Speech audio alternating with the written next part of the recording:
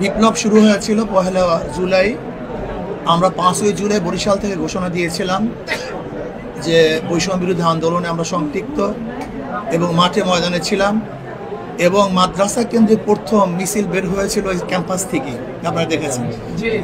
অর্থাৎ মাদ্রাসার ছেলেরা বৈষম্য বিরোধী আন্দোলনে প্রথম সম্পৃক্ত হয়েছে চরমনাই মাদ্রাসা এবং বাংলাদেশের প্রত্যেকটা মাদ্রাসা আমরা উদ্বুদ্ধ করেছিলাম, ওলামায়ে কেরাম ছিল এবং বৈষম্য বিরোধী আন্দোলনে আমরা সামনের কাতারি আন্দোলন করেছিলাম। যেহেতু আমাদের সহযোদ্ধা, আমরা একই সাথে আন্দোলন করেছি, একই সাথে দেশকে পরিবর্তন করার চেষ্টা করেছি।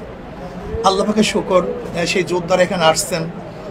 আমরা এক তো ঐতিহাসিকভাবে আমরা সম্পৃক্ত আছি আন্দোলনের সাথে, সংগ্রামের সাথে, এবং আমরা চাই আমাদের বক্তব্য, এনসিবির বক্তব্য এবং আমাদের বক্তব্য অনেকটাই কাছাকাছি। আমরা দেশ গড়তে চাই, আমরা বৈষম্য দূর করতে চাই, জুলুম অত্যাচার অবিচার দেশ থেকে চিরতরে উৎখাত করতে চাই।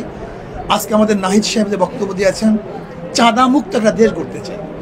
আমরা আলহামদুলিল্লাহ চাঁদা মুক্ত একটা দেশ গড়তে চাই।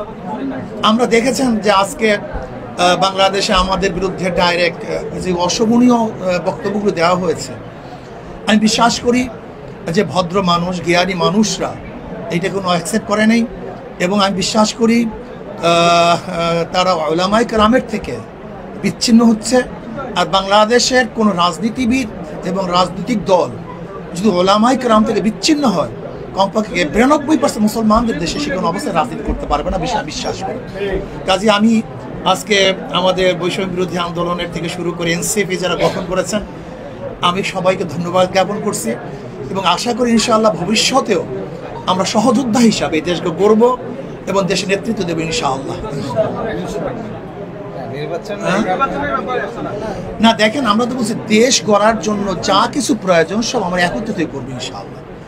দেশ গড়ার জন্য যাহা কিছু প্রয়োজন, সে নির্বাচন হোক, আন্দোলন হোক, সংগ্রাম হোক, বিপ্লব হোক, বক্তব্য হোক, একই মঞ্চে হোক, অর্থাৎ দেশকে গড়ার জন্য যাহা কিছু প্রয়োজন আমরা সমৃদ্ধভাবে করবো ইনশাআল্লাহ।